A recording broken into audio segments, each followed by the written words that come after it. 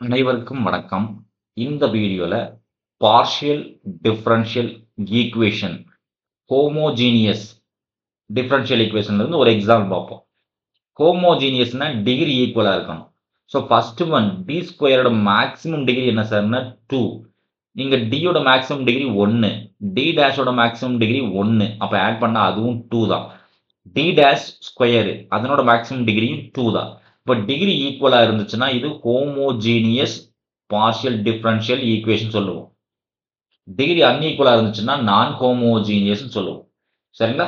அப்ப இதுக்கு particular integral and complementary function ரெண்டுமே ஃபைண்ட் பண்ணணும். ஸோ காம்ப்ளிமெண்டரி ஃபங்க்ஷன் ஃபைண்ட் பண்றதுக்கு நமக்கு ஆக்ஸிலரி ஈக்குவேஷன் தேவைப்படும். Auxiliary equation. அது என்ன சார் ஆக்ஸிலரி ஈக்குவேஷன் அப்படின்னு கேட்டீங்கன்னா very simple sir. Just replace D by m D dash by 1 இந்த ஈக்குவேஷன்ல அப்ளை பண்ணுங்க. என்ன கிடைக்குதுன்னு பாருங்க. டி ஸ்கொயருக்கு என்ன ஆகும்? எம் ஸ்கொயர் ஆயிரும். பிளஸ் டி டி டேஷ் டிக்கு பதிலா எம் ஆயிரும். டி டேஷ்க்கு 1 மைனஸ் 6 டி டேஷ்க்கு 1 அப்போ ஈக்குவல் டு 0. இது ஒரு குவாட்ராட்டிக் ஈக்குவேஷன் இல்லைங்களா? ஸோ மல்டிப்ளை பண்ணா -6 வரணும். ஆட் பண்ணா +1 வரணும். இல்லைங்களா? ஏன்னா இங்க +1 டைம் m தான் இருக்கு. 1 டைம் m இருக்கு. அப்போ மல்டிப்ளை பண்ணா -6 வரணும். ஆட் பண்ணா 1 வரணும். அப்போ ஒரே ஆப்ஷன் என்ன சார்னா 3 into 2 தான். 3 2s are -6. ஆட் பண்ணா +1 வரணும். அப்போ இதுக்கு தான் நான் மைனஸ் கொடுத்தாகணும். சரிங்களா? அப்போ ஃபேக்டர்ஸா எழுதும்போது எப்படி சார் எழுதுனா m plus 3 into m minus 2 equals to 0. இது ஃபேக்டர்ஸ். ரூட்டா எழுதணும்னா opposite symbol m equal to -3, 2. ரெண்டுமே நான் repeated roots. Non repeated roots இல்லைங்களா? அப்போ காம்ப்ளிமெண்டரி ஃபங்க்ஷன் எழுதிடலாம்.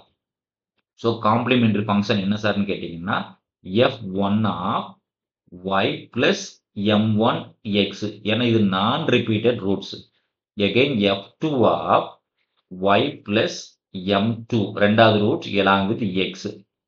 அப்ப இங்க என்ன சார் ஆன்சர் வரணும்னு கேட்டீங்கன்னா f1 of y first root -3 அப்ப -3 along with x. Again f2 second root y plus 2x. So இது காம்ப்ளிமெண்டரி ஃபங்க்ஷன். இதோட ஸ்டாப் பண்ணோம்னா மேக்ஸிமம் 2 மார்க் கொஸ்டின்ல இந்த மாதிரி கேட்கலாம். RHS 0 கேட்டு சால்வ்னு கேட்கும்போது என்ன ஆகுனா ஒரு 2 மார்க் கொஸ்டினா ரைஸ் ஆகும். சரிங்களா? ஆனா இது பார்ட் பி கொஸ்டின்ன்றதுனால ரெண்டாவது ஃபைண்ட் பண்ணி ஆகணும். ஏன்னா RHS வேல்யூ கொடுத்துருக்கோம். சரிங்களா? அப்போ PI ஃபைண்ட் பண்ணும். பர்டிகுலர் இன்டெக்ரல் ஃபைண்ட் பண்ணும். அப்போ பர்டிகுலர் இன்டெக்ரலுக்கு 1 பை என்ன கொடுத்துருக்கோமோ அதை அப்படி எழுதி D square plus D D dash minus 6 D dash square இருக்கட்டும் அப்படியே into cos of 2x plus y போடும். சரிங்களா? இப்போ RHSல என்ன சார் இருக்குன்னு கேட்டீங்கன்னா ட்ரிக்னாமெட்ரிக் ஃபங்க்ஷன் இருக்கு. ஸோ RHSல trigonometric function like sin ax plus or minus b or cos of ax plus or minus b வந்துச்சு அப்படின்னா டி ஸ்கொயருக்கு பதிலா என்ன சார் போடணும்? அதாவது replace D square by minus along with a square D D டேஷ்க்கு என்ன சார் போடுவோம்னு கேட்டீங்கன்னா மைனஸ் along with ab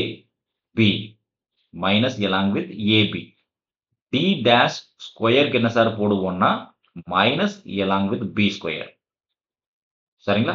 இப்ப டேர்ம் என்ன சார் இங்க இருக்குன்னு பாத்தீங்கன்னா cos 2x plus y. நம்ம கொடுத்த டேர்ம் பாத்தீங்கன்னா cos of 2x plus y.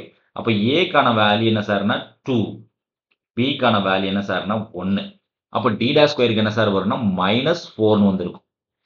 ஏன்னா 2 ஸ்கொயரோட வேல்யூ 4 கூட மைனஸ் இருக்கும். மைனஸ் a into b அப்ப -2 வரும்.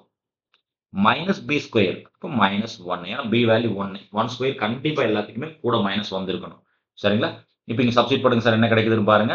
சப்ஸ்டிட் பண்ணா 1 பை டி ஸ்கொயருக்கு வேல்யூ என்ன சார்? -4 பிளஸ் டி டி டேஷ்க்கு வேல்யூ என்ன சார்?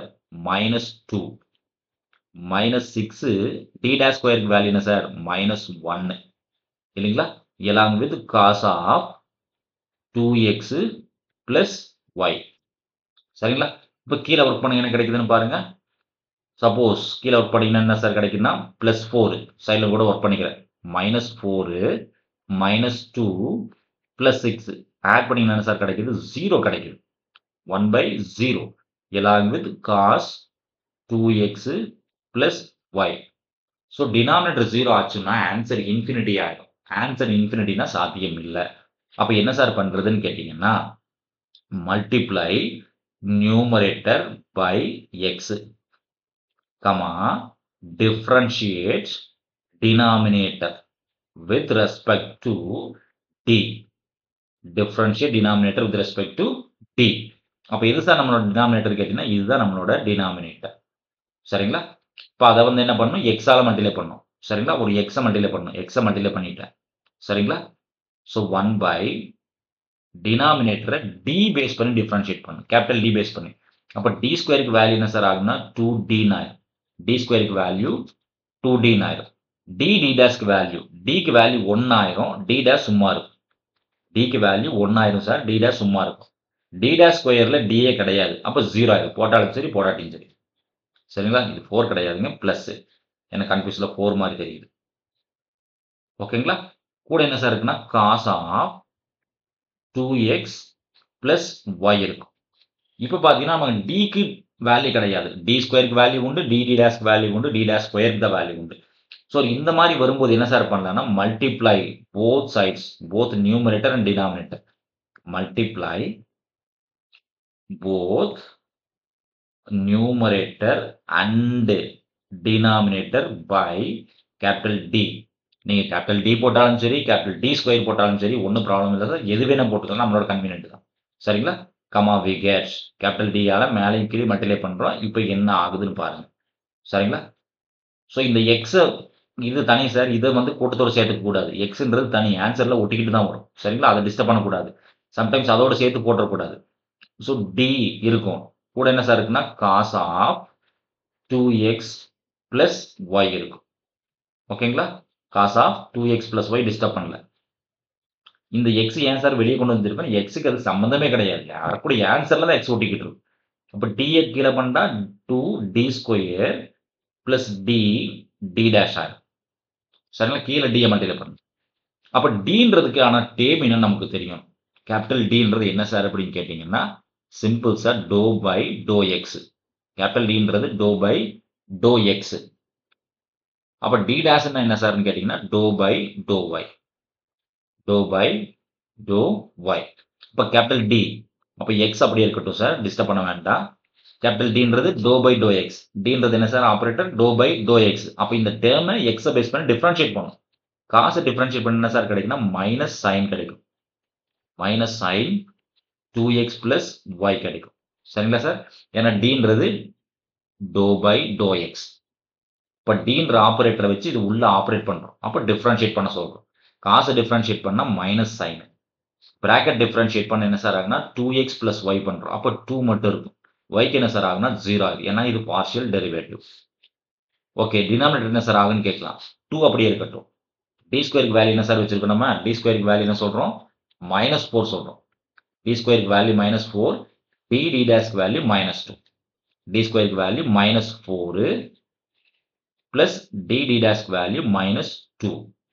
சரிங்களா? அப்போ கடைசி என்ன இருக்குன்னு பாருங்க. எக்ஸ் இருக்கும். ஸோ இந்த 2 முன்னாடி கொண்டு வந்துக்கலாம். இப்போ 2 முன்னாடி வந்துடும். மைனஸ் வேணா மைனஸ் முன்னாடி போட்டுக்கலாம். சைன் ஆஃப் 2x + y இருக்கட்டும். சரிங்களா? -2x along with sin x. கீழே என்ன சார் ஆகுனா 2 × 4 -8 இல்லைங்களா? -8 கூட -2 இருக்கு. -8 கூட -2 இருக்கு. அப்போ என்ன சார் ஆகும்?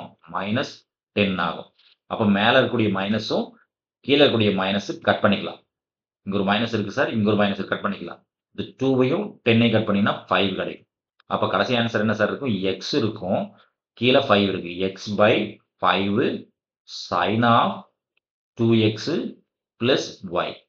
இது என்ன சார்னா பர்டிகுலர் இன்டெக்ரல். நமக்கு ஒரு கொஸ்டின் வந்திருக்கும். ஏன் சார் நம்ம இங்க டியை வச்சு தான் மல்டிப்ளை பண்ணுமா? அதாவது இங்க multiply divided by capital D போட்டோம் இல்லையா? ஏன் சார் நான் டி டேஷ் போட்டு மல்டிப்ளை பண்ணக்கூடாதா அப்படின்னு கேட்கலாம். டி டேஷ் போட்டு மல்டிப்ளை பண்ணாலும் இதே ஆன்சர் தான் வரும். டவுட்னா சைடில் கூட ஒர்க் பண்ணி பார்த்துக்கு. கண்டிப்பாக ஆன்சர் மாறவே மாறாது. சரிங்களா? ஓகே.